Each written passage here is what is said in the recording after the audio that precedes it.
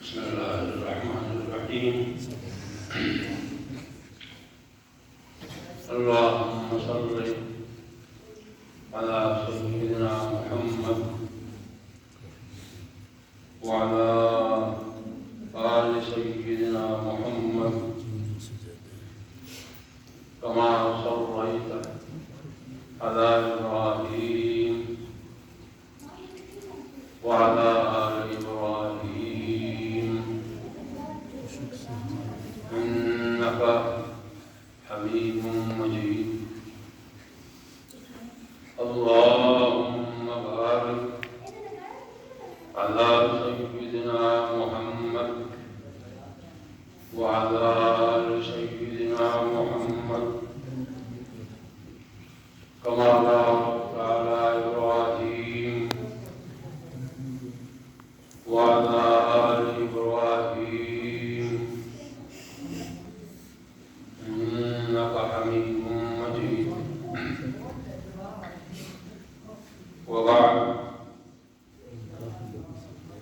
فقد قال الله تبارك وتعالى في القرآن المجيد والفرقان الحميد: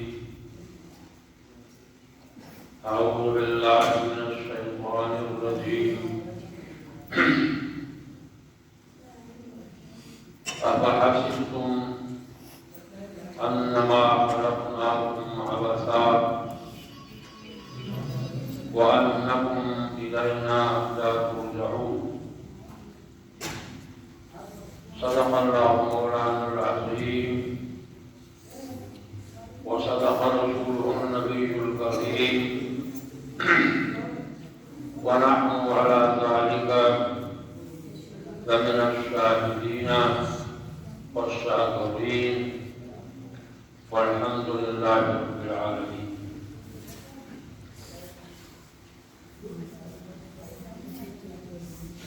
آیت کریمہ میرے آپ کے سامنے تلاوت کی ہے. اس آیت کریمہ میں اللہ جل شانہ نے ہمیں مخاطب کیا ہے اور تمام انسانوں کو مخاطب کیا ہے. قرآن مجید کا یہ طرز ہے اور یہ طریقہ ہے کہ بعض مرتبہ خطاب ہوتا ہے تو وہ صرف اہل ایمان کو ہوتا ہے: یا ایھا الذین آمنوا، کہ اے ایمان والو تمہارے لیے یہ حکم ہے. اور بعض مواقع پر قرآن مجید میں خطاب ہوتا ہے تو تمام انسانوں کو خطاب ہوتا ہے. اس کی وجہ یہ ہے کہ قرآن مجید تمام انسانوں کے لیے ذریعہ ہدایت ہے. یہ صرف مسلمانوں کے لیے نہیں ہے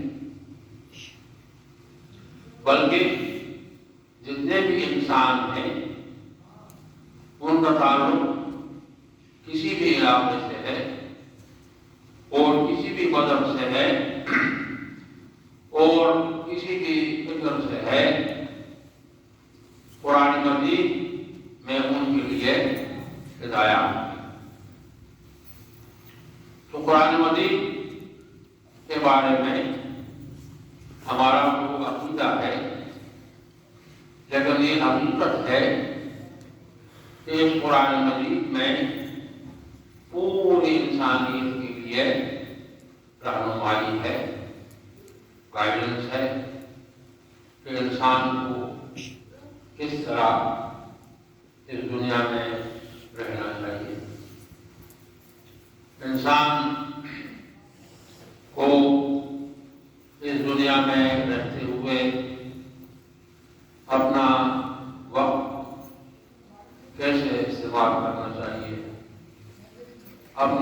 صلاحیتیں کس طرح استعمال کرنی چاہیے۔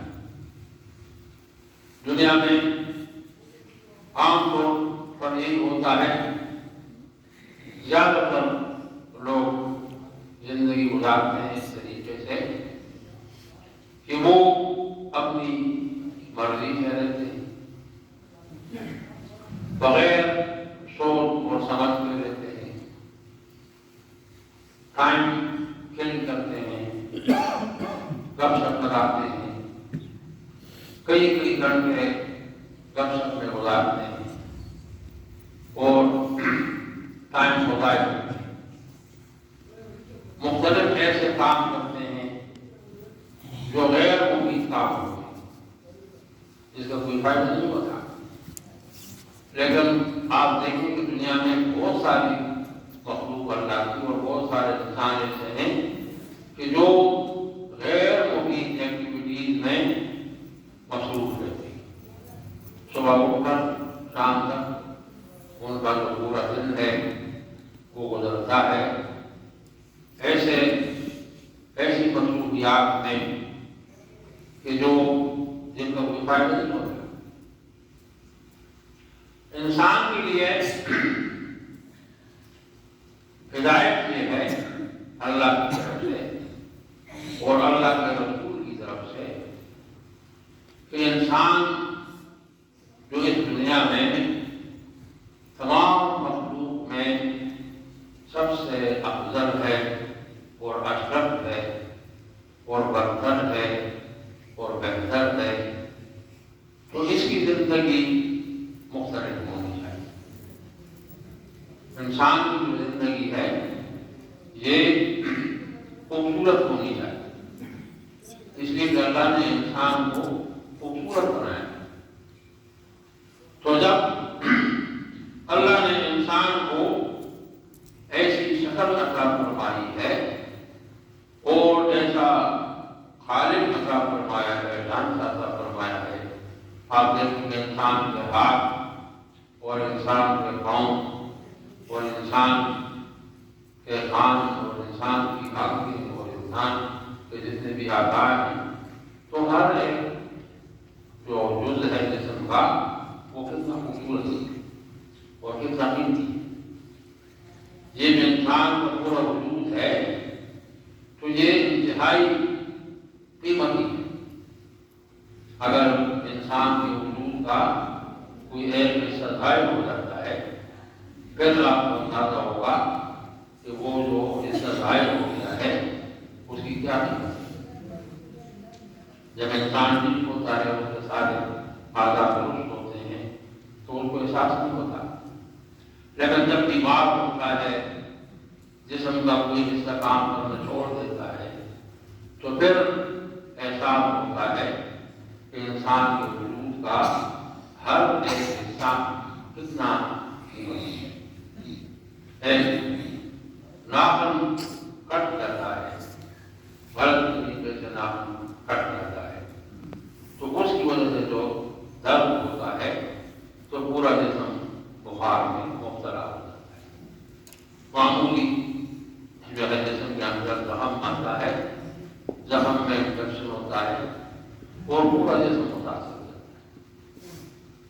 تو یہ جو انسان ہے، چونکہ اللہ نے انسان کو خوبصورتی عطا فرمائی، اچھی شکل عطا فرمائی اور متوازن اعضاء انسان کو عطا فرمائے ہیں، تو تقاضا یہ ہے انسان سے کہ انسان اس دنیا میں رہتے ہوئے بہت خوبصورت طریقے سے رہے اور خوشگوار ماحول اس کی وجہ سے ہو۔ ایسا کوئی کام نہیں کرنا چاہیے کہ آپ کے کسی کام سے دوسرے کو تکلیف ہو۔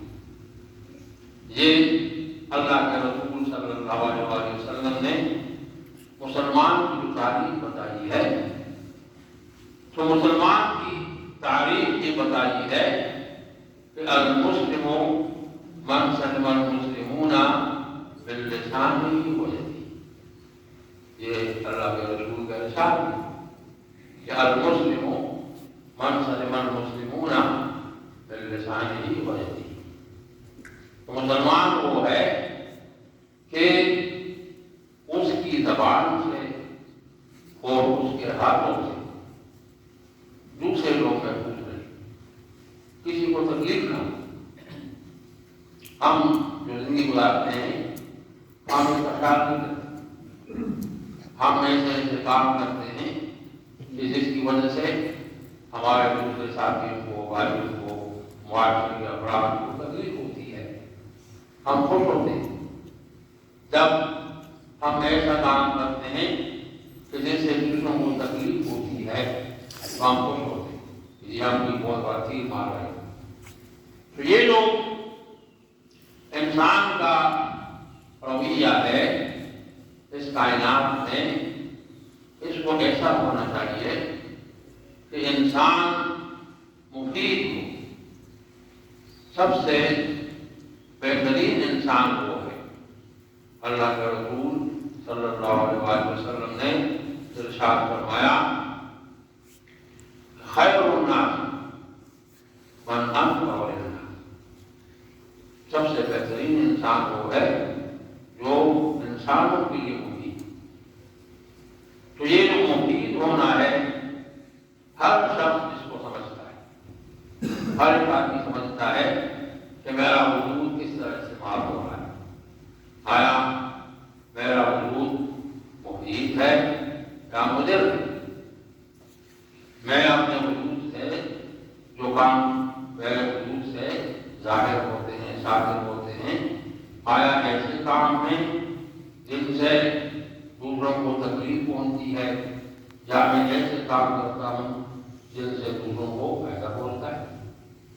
تو انسان جب غلط کام کرتا ہے اور غیر مفید کام کرتا ہے تو ٹائم غیر مفید کام میں بھی گزر جاتا ہے۔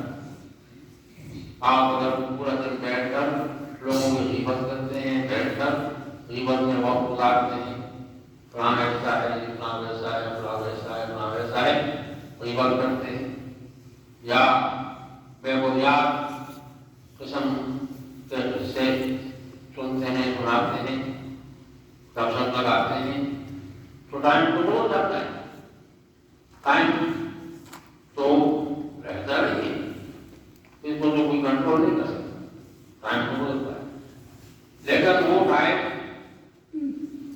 مفید نہیں رہتا، اس ٹائم کو فائدہ نہیں۔ دنیا میں انسان کو ایسا رہنا چاہیے کہ اس کا جو وقت ہے وہ اس کے لیے مفید ہو رہا ہے۔ تو مفید وقت وہ ہے جو اچھے عمل میں گزرتا ہے۔ اس لیے کہا جاتا ہے کہ سب سے خوبصورت ٹائم اور مفید وقت وہ ہے جو اللہ کے ذکر میں گزرتا ہے۔ انسان جب اللہ کا ذکر کرتا ہے، اللہ کے ذکر میں وقت گزارتا ہے، تو یہ سب سے مفید ترین وقت، یہ اس سے ٹائم جو ہے ویلیبل ہو جاتا ہے۔ ٹائم میں اندر ویلیو آتی ہے جب آپ اللہ کہتے ہیں تو اللہ آپ کو جواب دیتا ہے، جب آپ 1 مرتبہ اللہ کہتے ہیں تو جواب میں 10 مرتبہ اللہ آپ کو جواب دیتا ہے۔ تو یہ جو انسان کی زندگی ہے، اس زندگی میں کوشش یہ کرنی چاہیے کہ انسان آوارہ نہ رہے۔ آوارگی جو ہے یہ صحیح نہیں، آوارہ زندگی زندگی مرتب ہونی چاہیے، ترتیب کے ساتھ ہونی چاہیے، منظم ہونی چاہیے، ٹائم ٹیبل کے تحت ہونی چاہیے، اور اچھے اعمال میں گزرنی چاہیے۔ تو میں نے آپ کے سامنے جو آیت تلاوت کی ہے، اس آیت کریمہ میں اللہ جل شانہ نے ارشاد فرمایا، أَفَحَسِبْتُمْ أَنَّمَا خَلَقْنَاكُمْ عَبَثًا، اے میرے بندو، کیا تم یہ سمجھتے ہو کہ ہم نے تمہیں پیدا کیا ہے اور عبث پیدا کیا ہے، بلا وجہ پیدا کیا ہے؟ تمہارے وجود جو ہے اس کا کوئی مقصد نہیں ہے۔ تو ہمارا عقیدہ یہ ہے کہ اللہ جل شانہ کے جتنے بھی کام ہیں کوئی کام بلا مقصد نہیں ہے۔ ہر جو سمجھدار شخص ہوتا ہے وہ کام کرتا ہے کہ جس کا کوئی ٹارگیٹ ہوتا ہے، کوئی ہدف ہوتا ہے، تب وہ کام کرتا ہے۔ تو اللہ جل شانہ تو حکیم ہے، اور اللہ جل شانہ نے جو کچھ بھی کیا ہے تو وہ حکمت کے تحت کیا ہے۔ یہ جو کائنات کی تخلیق کی ہے اور انسانوں کی تخلیق کی ہے، اور یہ جو اپنی مخلوق ہے اللہ کی مختلف شکلوں میں ہے، تو یہ سارا سسٹم اور سارا نظام جو چل رہا ہے تو یہ باقاعدہ ایک پلاننگ کے تحت چل رہا ہے۔ آپ دیکھیں گے یہ کائنات چل رہی ہے، صدیوں سے چل رہی ہے، ہزار سال گزر گئے، اور یہ کائنات اپنی جگہ پر ہے، یہ زمین اپنی جگہ پر ہے، سورج کا نظام اپنی جگہ پر ہے، چاند کا نظام اپنی جگہ پر ہے، سیاروں کا نظام اپنی جگہ پر ہے، ہر چیز اپنی جگہ پر ہے، اللہ کے حکم سے سب کچھ چل رہا ہے۔ تو یہ جو آیت کریمہ ہے، اس آیت کریمہ میں اللہ جل شانہ نے اپنے بندوں کو مخاطب کر کے فرمایا، أَفَحَسِبْتُمْ أَنَّمَا خَلَقْنَاكُمْ عَبَثًا۔ عام طور سے انسان اس دنیا میں جو زندگی گزارتا ہے تو وہ یہ سمجھتا ہے کہ میری زندگی جو ہے اس کا کوئی ہدف نہیں ہے، کوئی مقصد نہیں ہے، اور بس ٹھیک ہے، کھاتا ہوں، پیتا ہوں، اور جو بھی وقت سے گزرتا ہے، اور اس طریقے سے وہ اپنی زندگی بے فکری کے ساتھ گزارتا ہے۔ تو یہ اللہ جل شانہ فرماتے ہیں کہ تمہارا وجود جو ہے یہ عبث نہیں ہے۔ انسان جو اس کائنات میں آیا ہے تو عبث نہیں آیا، اس انسان نے بھی مراحل سے گزرنا ہے۔ ہمارے عام طور سے لوگ یہ سمجھتے ہیں کہ انسان جو ہے فانی ہے اور مر جاتا ہے اور دنیا سے چلا جاتا ہے، لیکن یہ ایسی بات نہیں ہے۔ انسان فانی نہیں ہے، انسان تو میٹر ہے، مادہ ہے، اور مادہ جو ہے وہ تو امپورٹنٹ، وہ تو کبھی فنا نہیں ہوتا، ختم نہیں ہوتا۔ ٹھیک ہے، ری شیپنگ ہوتی ہے، اس کی شکلیں مختلف ہوتی ہیں، لیکن ختم نہیں ہوتا۔ تو انسان بھی بیسیکلی میٹر ہے، اور یہ پانی نہیں ہے، یہ شفٹ ہوتا ہے۔ ہم کہتے ہیں کہ فلاں کا انتقال ہو گیا، انتقال کا معنی کیا ہے؟ شفٹ ہو گیا، اس عالم دنیا سے شفٹ ہو گیا، عالم برزخ کی طرف چلا گیا۔ یہ تو نہیں ہے کہ وہ جو ہے اس کا وجود ختم ہو گیا، وجود تو اس کا ختم نہیں ہو سکتا۔ اللہ نے جب اس کو پیدا کیا ہے اس لیے تو نہیں پیدا کیا، ختم ہونے کے لیے تو پیدا نہیں کیا۔ یہ یہاں سے منتقل ہوتا ہے اور پھر عالم برزخ میں رہتا ہے، اور عالم برزخ میں بھی وہ ایک مستقل عالم ہے، دنیا ہے، ارواح کی دنیا ہے، تو ارواح کی دنیا میں رہتا ہے، اور پھر وہاں سے عالم آخرت میں شفٹ ہوتا ہے، عالم برزخ سے عالم آخرت میں شفٹ ہوگا۔ ہر شخص ان مراحل سے گزرتا ہے اور گزرے گا۔ تو اس لیے فرمایا کہ أَفَحَسِبْتُمْ أَنَّمَا خَلَقْنَاكُمْ عَبَثًا وَأَنَّكُمْ إِلَيْنَا इलैना ला तुरजऊन, और तुम ये समझते हो कि तुम हमारे पास नहीं आओगे, हमारे सामने पेश नहीं होगे। ये जो इस आयत करीमा में दूसरा हिस्सा है वो अन्नकुम इलैना ला तुरजऊन, ये एक ऐसा नुक्ता है कि इस नुक्ते की वजह से बहुत सारी मखलूक जो है वो बैठ जाती है। बहुत सारे लोग ये समझते हैं कि हमने मर जाना है और फिर मरने के बाद किसने जिंदा होना है। मरने के बाद हमारी जो हड्डियां हैं वो सीधा हो जाएंगी, हमारा जन्म जो है वो जैसे खत्म हो जाएगा, सब कुछ हो जाएगा, फिर किसने उठना है, किसने अल्लाह के सामने जाना है।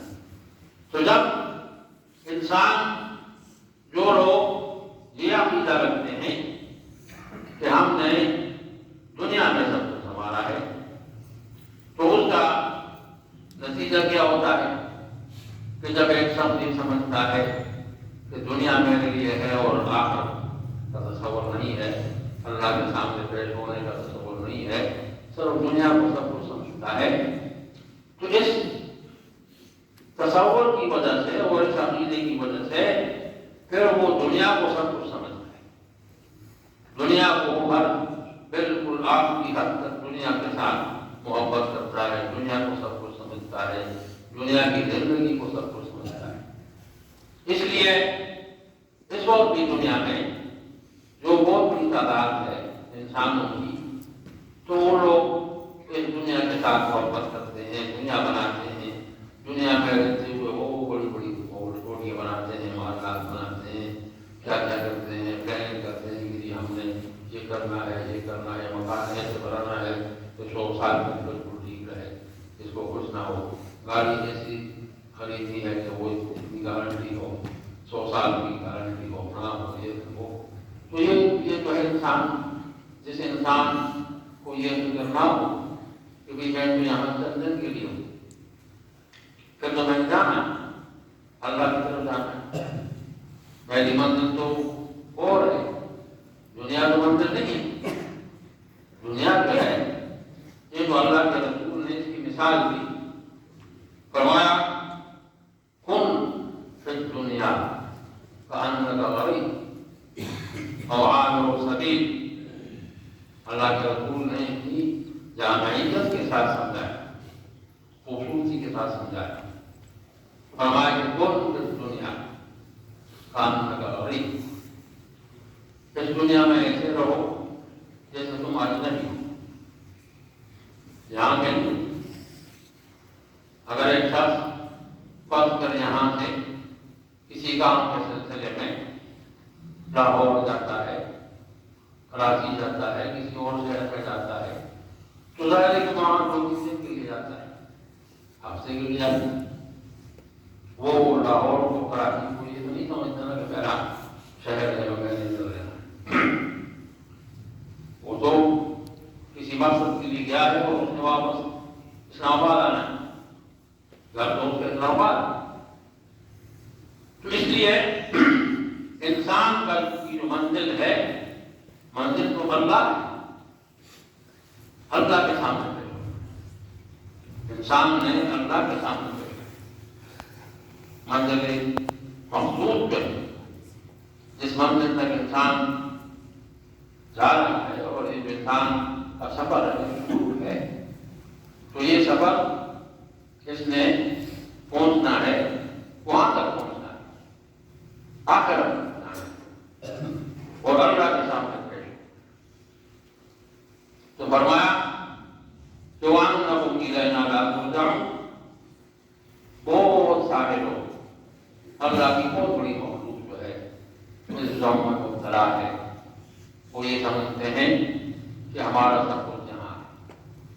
तो ये होता है जब सब कुछ यहाँ है तो इस दुनिया के साथ इतनी मोहब्बत हो जाती है कि सब कुछ जो है वो दुनिया को समझते हैं और दुनिया के लिए करते हैं, आखिरत के लिए कुछ नहीं करते।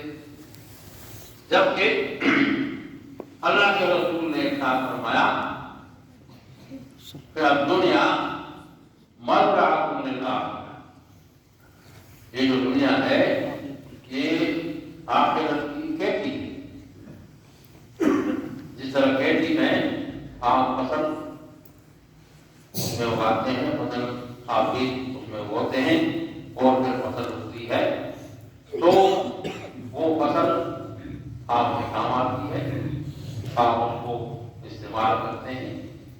تو اسی طرح فرمایا کہ یہ دنیا مزرعہ ہے، مزرعہ للآخرہ، آخرت کے لیے اس کی حیثیت کھیتی کی. اب جو لوگ اس دنیا میں رہتے ہوئے اعمال صالحہ کرتے ہیں تو اعمال صالحہ اس کے میزان میں جاتے ہیں اور اس سے آگے آخرت کی طرف اللہ ان کو اٹھاتا ہے. قرآن نے یہی بتایا کہ انسان کے تو اعمال نہیں، اعمال صالحہ تو فرشتے باقاعدہ انسان کے اعمال کو اٹھاتے ہیں. جب انسان نماز پڑھتا ہے، اچھی طرح نماز پڑھتا ہے، پورے ادب سے نماز پڑھتا ہے، پوری سوئی سے نماز پڑھتا ہے تو فرشتے اس کی نماز کو اٹھاتے ہیں، اللہ کے سامنے پیش کرتے ہیں، خوش ہوتے ہیں، اللہ خوش ہوتا ہے. اور حدیث میں آتا ہے کہ جب انسان ایسی نماز پڑھتا ہے کہ وہ جان پڑھتا ہے. ہمارے یہاں بہت سارے لوگ ہیں نماز پڑھتے ہیں لیکن نماز سے جان پڑھتے ہیں، نہ ان کا رکوع صحیح ہے، نہ سجدہ صحیح ہے، قیام بھی اسی طرح ہے، باقی بھی اسی طرح ہے، نہ ان کی سوئی ہے، نہ توجہ ہے، کچھ بھی نہیں ہے. کھڑے تو ہیں مسلے پر کھڑے ہیں لیکن ان کو ہوتے کہ ہو رہے. تو جب ایک انسان نماز پڑھتا ہے اور غیر سنجیدہ ہو کر پڑھتا ہے، سنجیدگی کے ساتھ نہیں پڑھتا، اچھی طرح نہیں پڑھتا، تو فرشتے اس کو لپیٹتے ہیں اور اس کے منہ پر مارتے ہیں کہ یہ تمہاری نماز جو ہے یہ کیا نماز ہے، اس کی کوئی حیثیت نہیں. اللہ کے رسول نے ارشاد فرمایا بہت سارے روزے دار ایسے ہیں کہ پورا دن روزہ رکھتے ہیں لیکن سوائے بھوک کے اور پیاس انہیں کچھ نہیں، کوئی ثواب نہیں. بھوکے رہتے ہیں، پیاسے رہتے ہیں، اللہ کے ہاں ان کا عمل مقبول نہیں ہوتا. اور فرمایا کہ بہت سارے لوگ ایسے ہیں پوری رات کھڑے ہو کر نماز پڑھتے ہیں لیکن تھکاوٹ کے علاوہ انہیں کچھ نہیں ملتا. تو یہ جو انسان ہے اس کو دنیا میں رہتے ہوئے ایسا رہنا چاہیے کہ اس کا حق میں عمل جو ہے خوبصورت. جو انسان عمل تو سب لوگ کرتے ہیں، تمام کے تمام لوگ نمازیں پڑھتے ہیں، تمام لوگ وضو کرتے ہیں، سب لوگ غسل کرتے ہیں، سب لوگ جو ہے صدقات دیتے ہیں، باقی سب کچھ کرتے ہیں، لیکن جو عمل کی ترتیب ہے اور عمل ہے صحیح معنوں میں عمل ہے اس کے اثرات مرتب ہوتے ہیں. اس کی مثال صوفیاء کرام دیتے ہیں کہ جس طریقے سے ایک شخص پکوان بناتا ہے لیکن پکوان کس طرح بناتا ہے کہ ترتیب کے بغیر بناتا ہے. اب اس کے پاس تمام اندان ہیں، اس کے پاس گوشت ہے، اس کے پاس مسالے ہیں، اس کے پاس گھی ہے، سب کچھ ہے لیکن بغیر ترتیب کے اس نے جو ہے سالن بنایا تو وہ سالن تو مفید ہو جاتا ہے، اس کے کھانے سے تو میدا خراب ہو جاتا ہے. وہی سالن اگر جو ہے وہ اسی طرح بنا لیتا ہے، ترتیب سے بناتا ہے تو مفید ہو جاتا ہے. تو عمل جو ہے اگر آپ ایک عمل حضور نے ارشاد فرمایا تو تھوڑا عمل کریں لیکن اچھا، ضروری نہیں کہ آپ بہت لمبا ٹکڑا عمل کریں، 2 رکعت نفل پڑھیں لیکن بہت یکسوئی کے ساتھ پڑھیں، توجہ کے ساتھ پڑھیں تو وہ زیادہ بہتر ہے بجائے اس کے کہ آپ 20 رکعت پڑھیں اور پھر بغیر توجہ. آیت کریمہ میں نے آپ کے سامنے پیش کی، اب حسبتم انما خلقناکم عبثا وانکم الینا لا ترجعون، کیا تم لوگ یہ سمجھتے ہو کہ تمہارا جو وجود ہے، تم اس کائنات میں آئے ہو، عالم دنیا میں آئے ہو، تو ہم نے تمہیں عبث ہی پیدا کیا ہے، اور تم یہ سمجھتے ہو کہ تم ہمارے پاس نہیں آؤ گے؟ تجھے غلط فہمی، اس غلط فہمی کو دور کرنا چاہیے۔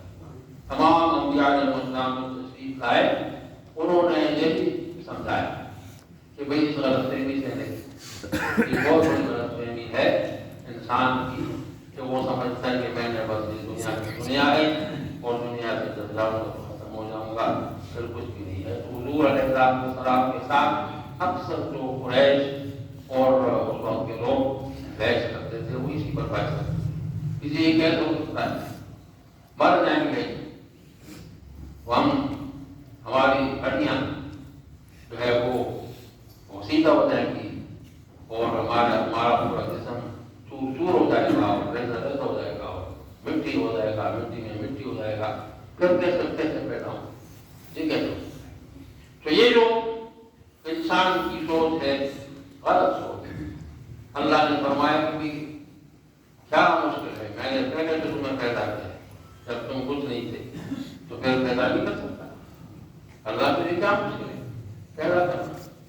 اور آج کل کے دور میں تجھے کوئی مشکل نہیں ہے سمجھنا اس کا، یہ جو دور ہے اتنا ایڈوانس دور ہے، اس میں تو یہ کوئی مسئلہ نہیں ہے کہ آپ جو ہماری ٹیکنالوجی کی ایڈوانس ہو چکی ہے، یہ ساری چیزیں ہمارے سامنے، کہ کس طریقے سے ایک معمولی چپ جو ہے اس میں کیا بچے، وہ پوری دنیا ہے، اس کے اندر پوری دنیا ہے۔